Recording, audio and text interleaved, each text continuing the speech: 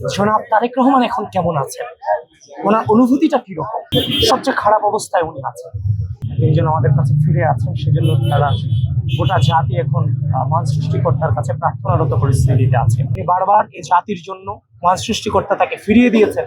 আমরা এখনো আশাবাদী মহান আল্লাহ ওনাকে আমাদের মাঝে ফিরিয়ে দেবেন ইনশাআল্লাহ। মিলাদ মাহফিলটা আজকে নয়, আমরা রেগুলারই বেগম খালেদা জিয়ার জন্য দোয়া করে যাচ্ছি। শুধু আমরা না, গোটা দেশবাসী, বিভিন্ন জাতি, ধর্ম, বর্ণ, গোত্র নির্বিশেষে প্রতিটা স্তরের মানুষ বেগম খালেদা জিয়ার মুক্তির জন্য, বেগম খালেদা জিয়ার রোগ মুক্তির জন্য দোয়া করে যাচ্ছেন।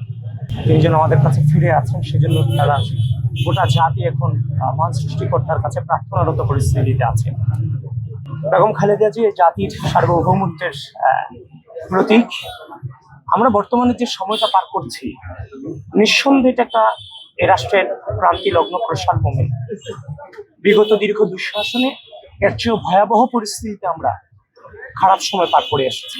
যে সময়টাতে বেগম খালেদা জিয়া অসুস্থ হয়েছেন, বাসা টু হসপিটাল, হসপিটাল টু বাসা নিয়ে এসেছেন, দিয়েছেন, সে সময়টা তো ঘোর ফেসাদের আমলেও তিনি অসুস্থ ছিলেন।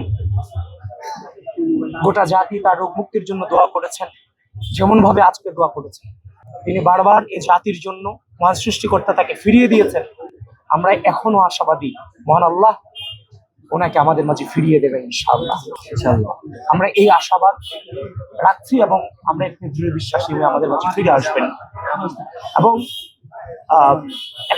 একটা বিষয় অনেক দুঃখ লাগে, সেটা হচ্ছে যে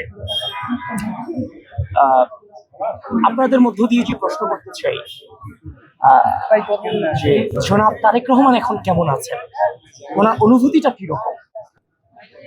একদিকে মা মুমূর্ষ পরিস্থিতিতে হসপিটালাইজড আছেন, ঠিক অন্যদিকে উনি নির্বাসন পরিস্থিতিতে আছেন।